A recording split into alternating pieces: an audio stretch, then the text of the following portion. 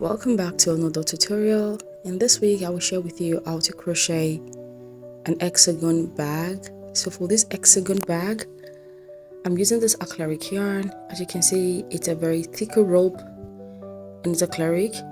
My crochet is a 5.5. Sorry, I have already 5 hexagons ready. So I'm going to show you how to do the hexagon before I go ahead and show how to assemble the bag. So to start, I did 4 rows for the hexagon square. It's not a square, sorry, for the hexagon. Now starting with this, the first round. This is the first round. I'm not going to show you this from the scratch, but what I did is a magic circle, chain 3 and 11 double crochets. So the chain 3 counts as a double crochet, and then I did 11 double crochet. We have 12 double crochets. I slip stitch, close up the ring, and this is the first round of the hexagon. Moving on to the second round of the hexagon. So that I'm going to show you how to go about that. Grab my yarn, insert my hook into the last. Now I walk in between the stitch for this, not into the stitch. I'm walking in between the space in between the stitch. So into the first stitch I did chain 3 for round 2, chain 3, and into that same space I walk 1 double crochet. So we have 2 double crochets into the space.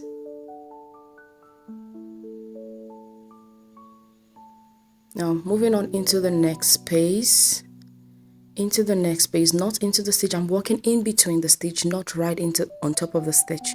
Into the next space I'm going to do 2 double crochets into the same space, and this space is the double crochets, double crochet in between the stitches. We have 12 double crochets from the previous row. I'm going to continue to work around 2 double crochets into every space, and then at the end I should have a total of 24 double crochets.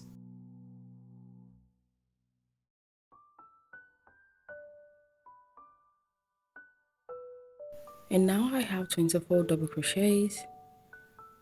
I'm going to do a slip stitch right into the first double crochet.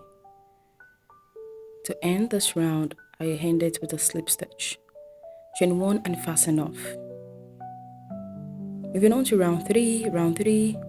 I'm using the acrylic yarn that I showed in the beginning. Yes, I'm using this acrylic yarn now for round 3 and 4. You can always do your colors the way you prefer, whatever color, whatever yarn you want to use. You can always use whatever you have for this project.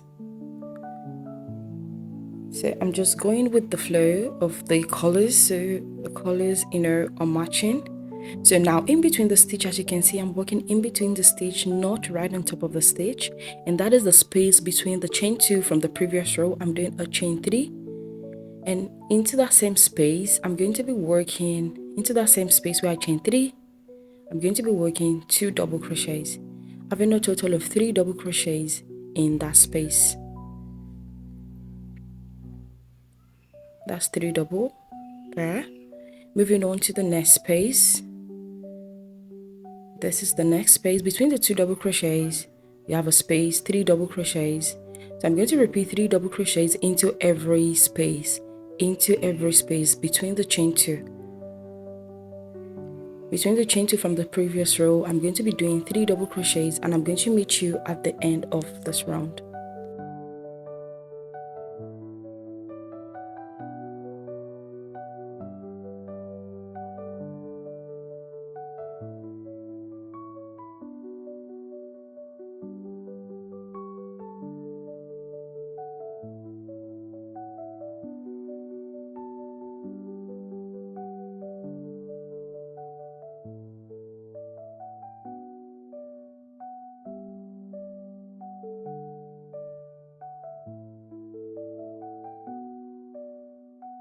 And now I'm at the end of this round. I'm going to do a slip stitch into the first double crochet.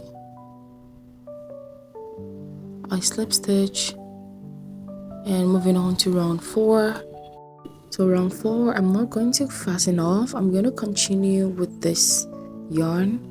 I'm going to do a chain 3 into that same space. I'm going to work 2 double crochets into that space. Then I have 3 double crochets there. I'm going to go into the next space. I'm going to work into the next space, 3 double crochets, chain 2, 3 double crochets. I'm going to be working into the same stitch. So once I have done the 2 chains now into the same space, I'm going to work a 3 double crochet again. So I'm doing the corner. So this is the corner of the hexagon. So we're going to have 6 corners and 6 sides. So that's the first corner. I move into the next space and do 3 double crochet. So what we're going to be doing this round is really simple. It's going to be 3 double crochet in the next space, and once I'm done with this space, I move into the next space and repeat the corner. The corner is 3 double crochet, chain 2, 3 double crochet. So it's just going to be alternating between the corner and the side, corner and the side. So after this 3 double crochet, I'm going to chain 2 into the same stitch. I'm going to work into the same space. I'm going to work another 3 double crochets. So that's the corner. So I'm going to do that for 6 times. I'm going to alternate again back to 3 double crochet for the side. So 3 double crochet into the next space until I get to the end. So we're just alternating between these 2. And I'm at the end of the round now. 1, 2, 3, 4, 5 corners. So I have 5 corners, so I need to complete with the 6th corner. So the 6th corner I'm doing there is going to be 3 double crochets, chain 2, 3 double crochets into the same space. So I'm going to do a slip stitch right on top of the first double crochet of this round.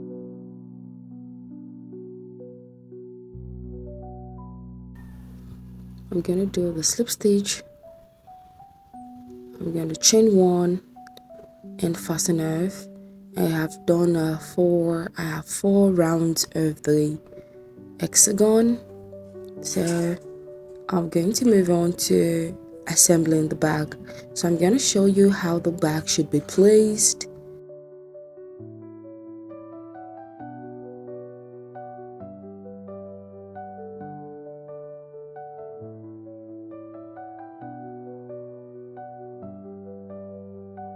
And as you can see, this is how I'm going to place the bag. And I'm going to sew using a darning needle. And the one piece is going to be at the back. That one piece is going to be at the back. And so we're going to fold this 2 into halves. We're going to fold this into half. And what I'm going to do is, first of all, join in the front part and show you how it will look joining in the front. I'm going to be using the mattress stitch to join. Now to show you how to do that, I'm going to show you with 2. If you are not familiar with most of my content, I'm always joining my squares together with using the mattress stitch. So the back is facing the back, and that is the right side of it is facing opposite. So the mattress stitch is one of my favorite way of joining squares together or hexagons. So what I do is, going to the back loop, I pick 2 back loops together like that. I pick the 2 back loops together, pull.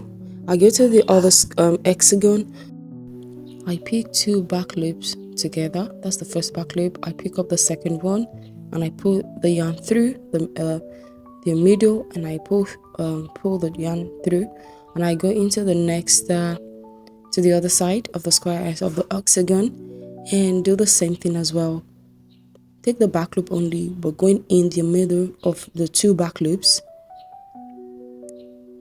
pull through my yarn, and I do the same thing for the other side of the, so I just alternate between the two hexagon. So I'm just going to continue to do this. I just want to show you the sample, and I'm going to be joining my hexagon, assembling my backs together using the same stitch.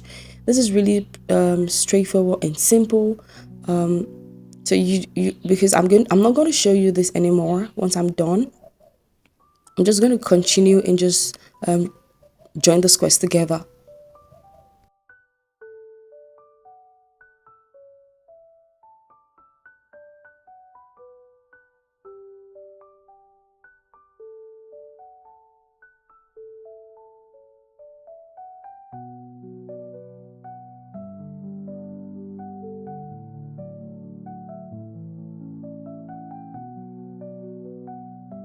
Now I'm at the end. What I'm going to do is pull the two strands of yarn together to just close that up. You can see it's seamless and is neatly stitched. So I'm going to go ahead and do for the rest of the hexagons. Using this, I'm going to be doing the front part only, and I'm going to show you once I'm done the front part. So I'm done with the front part of the bag. As you can see, it's really neatly sewed in, stitched, beautiful, right? Now I'm going to do the folding. I'm going to do the folding on the side and also the folding at the for the bottom. Fold this in two and grab the last hexagon and do it the same way. So I'm done with that. Is how I'm going to join that together. I hope that is really clear. So I'm going to just continue now using the mattress stitch to sew everything together.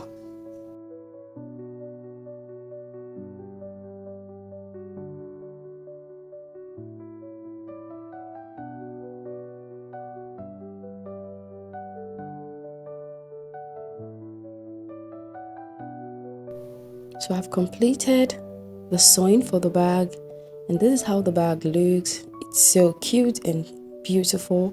Now moving on to the strap. So I'm going to do the strap for the bag. I'm going to grab my yarn. I'm changing my hook size for this strap because I want my strap to be very sturdy and strong. I'm using a smaller hook for this strap. I'm using a 4.5mm hook. So what I'm doing here is I'm counting four stitches. So I work 1 2 3 4. So 1 2 3 4. So I count four stitches. Where I'm going to start with the strap. And why I use a smaller hook size, I said, is just to make it dense. So when the stitch is dense, is stronger and steady. So I did a chain one into the first stitch, and I did one single crochet into the next. I go in the middle there in that space and do, because that's part of the stitch as well, one single crochet. I go into the next stitch and one single crochet. So I have 3. I'm going to go into the fourth stitch and do another single crochet, chain 1. I'm going to cut that yarn off, turn my work, and into every stitch one single crochet. So throughout there's a single crochet stitch for this. So now I'm just showing you the hook size that I'm using here.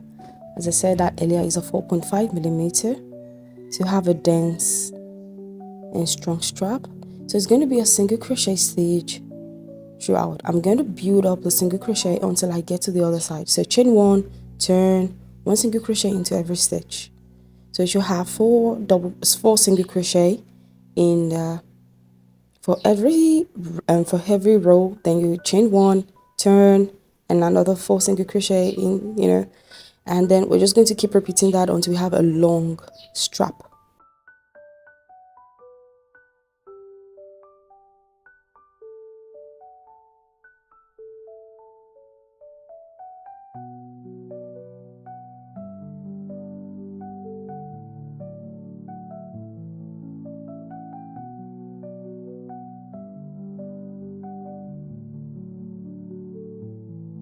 For my strap, I walk around 120 centimeter, and this is what we have here, around 120 centimeter for the strap. And I'm done. I'm going to attach this to the other side. Attaching this to the other side is pretty simple. I'm going to just go into the next 4 stitches and just do the same thing I started with.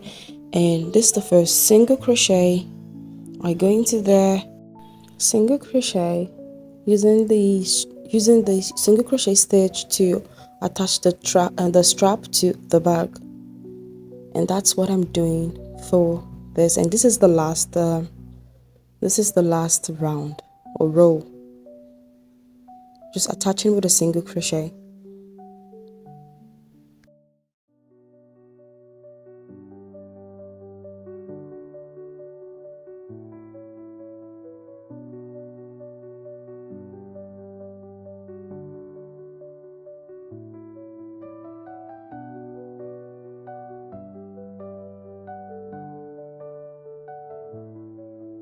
What I do is when I'm done with joining, I go into the next stitch and do a slip stitch just to secure. Chain 1 and fasten off. I'm going to attach a button to the back panel for the bag. I'm not going to do that on camera. I'm just going to attach it using a darning needle. It's very easy to sew in a button. So I am done. I hope you enjoyed the tutorial. Do not forget to share, subscribe, give my video a big thumbs up, leave a comment in the comment section. Thank you and see you in the next one.